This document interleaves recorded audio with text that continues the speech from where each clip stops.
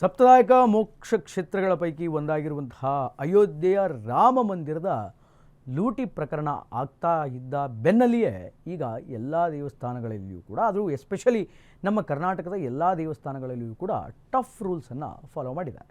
ರಾಜ್ಯದ ಎಲ್ಲ ಮುಜರಾಯಿ ದೇವಾಲಯಗಳ ಮೇಲೂ ಕೂಡ ಈಗ ಕಣ್ಣು ಅನ್ನುವಂಥದ್ದು ಹಾಕಿದೆ. ಇದಕ್ಕೆ ಸಂಬಂಧಪಟ್ಟಂತೆ ಒಂದು ಬ್ರೇಕಿಂಗ್ ಇದೆ, ಬ್ರೇಕ್ನಲ್ಲಿ ನೋಡ್ಕೊಂಡು ಬನ್ನಿ.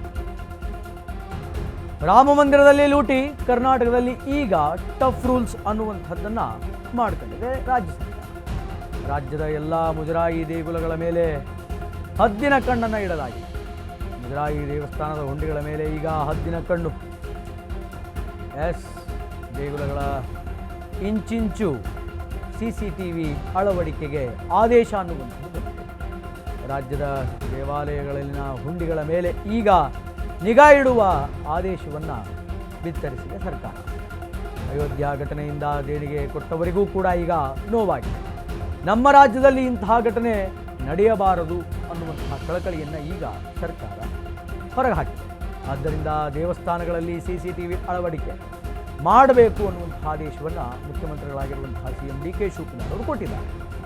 ಕಳೆದ ಕೆಲ ದಿನಗಳಿಂದಷ್ಟೇ ಅಯೋಧ್ಯೆಯ ರಾಮ ಮಂದಿರದಲ್ಲಿ ಬೃಹತ್ ಪ್ರಮಾಣದ ಹುಂಡಿಯ ಕಳ್ಳತನ ಅನ್ನುವಂಥದ್ದಾಗಿ ಇಡೀ ದೇಶವೇ ಅಯೋಧ್ಯೆಯ ಕಡೆ ಮತ್ತೊಮ್ಮೆ ತಿರುಗಿ ನೋಡುವಂತೆ ಮಾಡಿದಂತಹ ಒಂದು ಹೀನಾಯ ಘಟನೆ.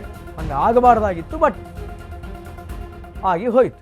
ಆದರೆ ಈಗ ಆ ಘಟನೆ ಮತ್ತೆ ರಾಜ್ಯದಲ್ಲಿ ಅಂದರೆ ಕರ್ನಾಟಕದಲ್ಲಿ ಮರುಕಳಿಸದಿರಲಿ ಅನ್ನುವಂತಹ ದೂರದೃಷ್ಟಿಯಿಂದ ಇಲ್ಲಿನ ಮುಖ್ಯಮಂತ್ರಿಗಳಾಗಿರುವಂತಹ DK ಶಿವಕುಮಾರ್ ಅವರು ಮುಜರಾಯಿ ಇಲಾಖೆಗೆ ಒಂದು ಎಚ್ಚರಿಕೆಯನ್ನು ಕೊಟ್ಟಿದ್ದಾರೆ, ಒಂದು ನೋಟಿಸನ್ನು ಕೊಟ್ಟಿದ್ದಾರೆ. ಏನು ಅಂತಂದರೆ, ಮುಜರಾಯಿ ಇಲಾಖೆಗೆ ಸಂಬಂಧಪಟ್ಟಂತಹ ಎಲ್ಲ ದೇವಸ್ಥಾನಗಳಲ್ಲಿಯೂ ಕೂಡ CCTVಗಳನ್ನು ಇನ್ಸ್ಟಾಲ್ ಮಾಡಬೇಕು.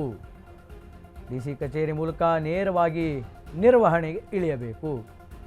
ಟ್ರಾಫಿಕ್ ಕೊಠಡಿ ರೀತಿ ಡ್ಯಾಶ್ಬೋರ್ಡ್ ವ್ಯವಸ್ಥೆಯನ್ನು ಮಾಡಬೇಕು. CCTVಯನ್ನು ಹಾಕಿದ ನಂತರ ದೇವಸ್ಥಾನಗಳ ಮೇಲೆ 24 ಗಂಟೆ ನಿಗಾವನ್ನು ಇಡಬೇಕು. ಎಲ್ಲ ಮುಜರಾಯಿ ಇಲಾಖೆಗಳಿಗೂ ಕೂಡ ಇಂಚಿಂಚು ಜಾಗದಲ್ಲಿಯೂ ಕೂಡ CCTVಯನ್ನು ಇಡಬೇಕು. ಗರ್ಭಗುಡಿ,